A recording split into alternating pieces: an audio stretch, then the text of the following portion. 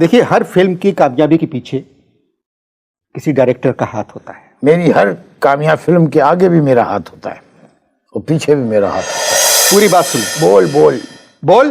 10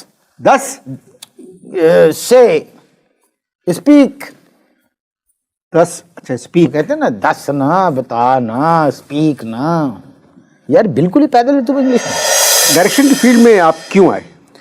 نہیں جی، جب انسان پیدا ہو جاتا ہے تو انور صاحب کسی نہ کسی فیلڈ میں تو جانا ہی ہوتا ہے نا. جیسے آپ پیدا ہوئے اور آپ بھی تو اس فیلڈ میں آ گیا نا، شو بزنس کی، تو انسان کو کسی نہ کسی فیلڈ میں جانا ہوتا ہے. تو میں فلم کی فیلڈ میں آ گیا اور میں آج یہ بات سوچتا ہوں کہ اگر میں فلم کی فیلڈ میں نہ آتا تو یہ فلم انڈسٹری کا بڑا نقصان ہوتا.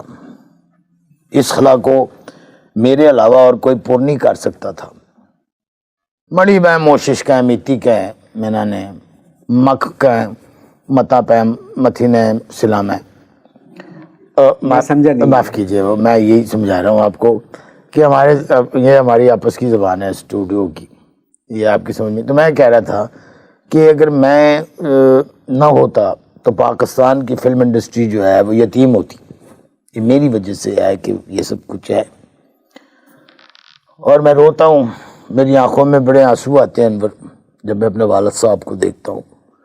کتنی محنت کی انہوں نے آپ کو پیدا کرنے میں. نہیں بہت محنت کی انہوں نے، بڑا کام کیا، ظاہر ہے دن رات کام کیا انہوں نے اور میں پیدا ہوا.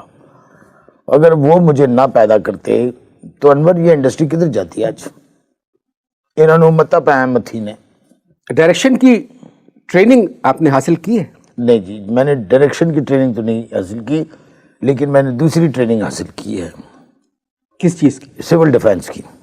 تو سول ڈیفینس کا ڈائریکشن کی ٹریننگ سے کیا تعلق ہے؟ یہی ہے نا، 90% لوگوں کو جو ہے وہ اس بات کا علم نہیں ہے کہ سول ڈیفینس کا تعلق کیا ہے ڈائریکشن سے. میں سمجھاتا ہوں. اب آپ نے ہماری پنجابی فلموں کی ہیروئنیں تو دیکھی ہے نا.